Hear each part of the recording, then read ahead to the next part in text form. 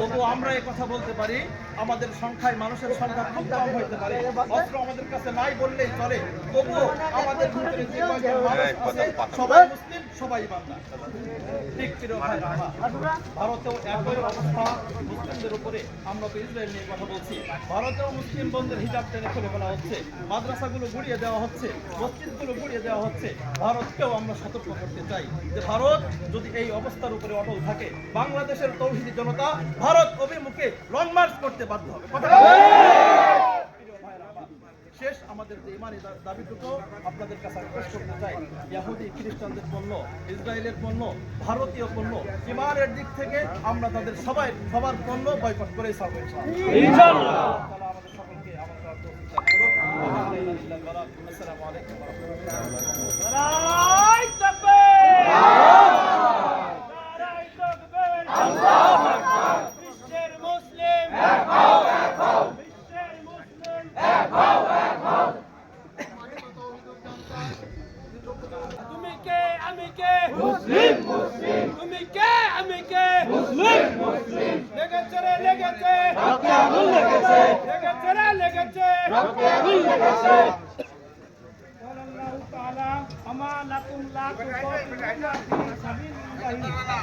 المستضعفين من الرجال والنساء والولدان الذين يقولون ربنا أخرجنا من هذه القرية الظالمين واجعل لنا من لدنك وليا واجعل لنا من لدنك نصيرا।